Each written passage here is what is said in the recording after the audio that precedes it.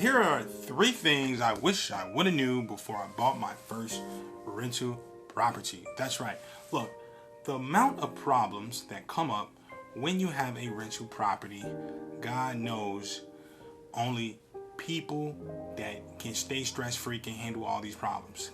I remember one time the boiler in this single family home were giving me problems, and somebody came by and shot the house up. Shot straight through the window. Luckily, I was in the basement, and luckily nobody else in the house got hurt. I was stuck at the house for 3 hours because the police came. This is what happens. Now, also, I remember the front steps were crashed into. Somebody crashed into the front steps. So the tenant couldn't walk up and down the steps. I had to go and get insurance to fix the steps. These are just some of the things that happen. So look, if you're looking to buy your first rental property, then this video right here will help you save time and money.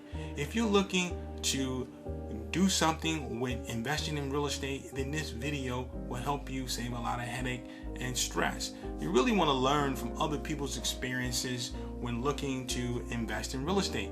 You really don't want to do it by trial and error, because you're going to make a lot more mistakes by going down that road. You're going to make mistakes anyway, but learn what you can from people that have done it before. So in this video, you're really going to learn how to rehab your first rental property. The problem is that when you're rehabbing a house, a lot of money can get thrown away because you really don't know how to pay the contractors. You don't really know the true price of labor. You don't know the really true cost of the materials. And so because of that, you can lose a lot of money. This video will help you alleviate that. Also, we're going to discuss the different type of financing you need when looking to buy your first rental property. What I did was I got a hard money loan. That may not be the best case. They have conventional loans out there, FHA loans out there, and if you do it right, you can save a lot of money on interest. You can save a lot of costs when selling or buying your house.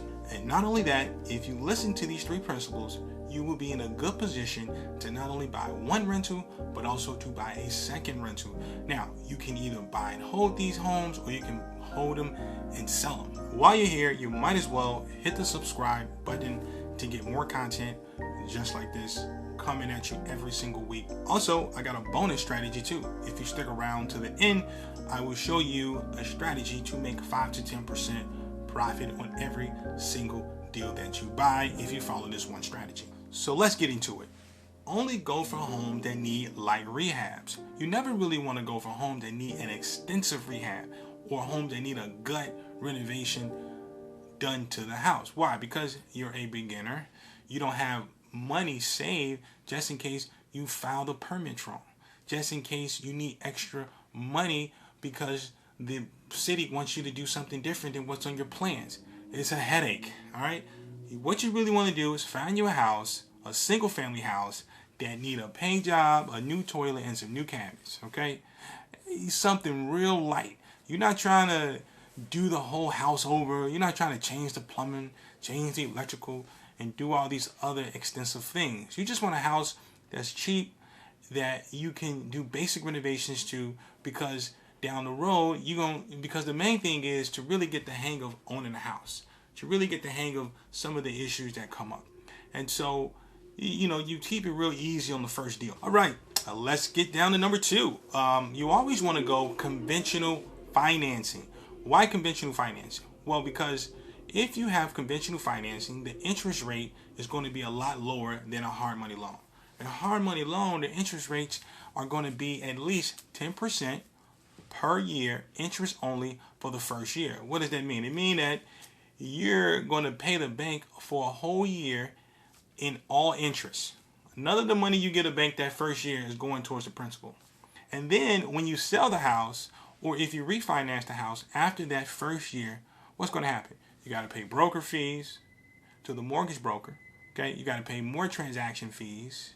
Okay, now even if you refinance the house, you still got to pay these transaction fees. So the best way to do it is to get a conventional loan or a FHA loan.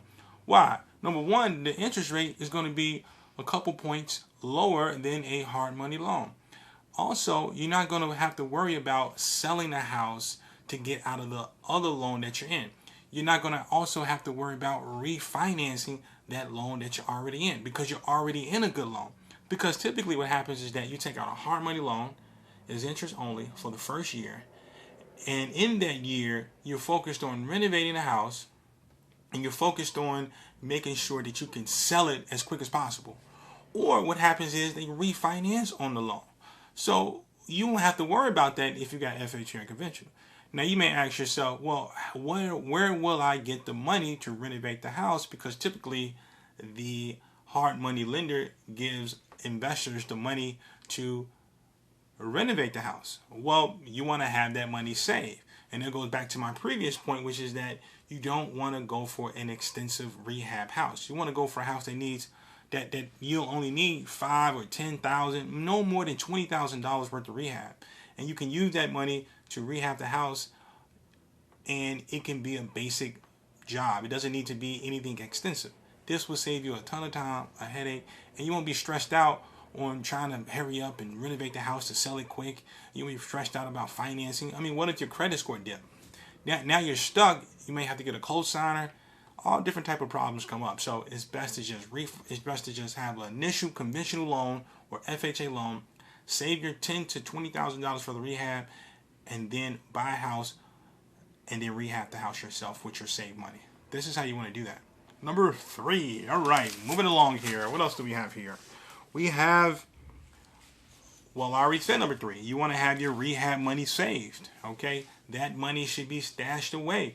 You want to have that money the day when you buy the house. But another thing to consider is that when you have your rehab money saved, then you also want to have a little bit more money saved, because you may have to renovate. You know, a pipe may burst. There may be a flood in the first floor. You may have to replace the roof or part of the roof. Stuff always come up. So not only do you need money saved for your rehab, but have another $5,000, $10,000 saved just in case something happens. Okay, because shit always happens. Okay. All right. So here's the bonus. The bonus is this. It's not really a bonus. Well, it is. I mean, it's a bonus. I mean, it's this bonus is concrete, because what's going to happen is that you want to look for areas where you see the population in that area growing.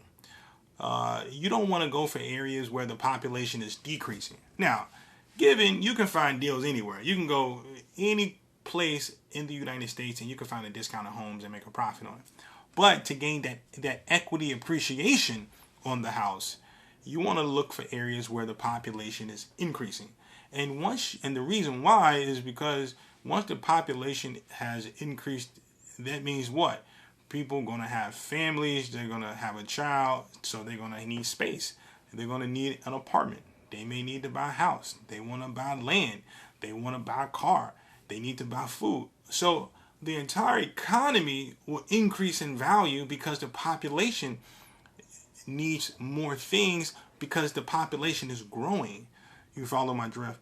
So because of that one thing right there, your property values will increase. So if you can be in an area like this, or an area that's next to this area, so if this is the area that's booming and busting and population is increasing, and you're here right next to it, you're in a good spot. Some of that you're gonna have some spillover effect in your area, okay? Because you may not be able to afford the area where the population is really high, but you can probably afford the area here because the population hasn't grew yet, but is next to the area where the population is growing.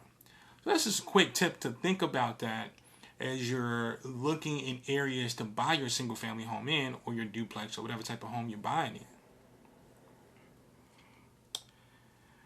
And I think that wraps it up. That wraps it up right there. Check out my other video, which is how to start a career in real estate with no money. There we have it. See you soon.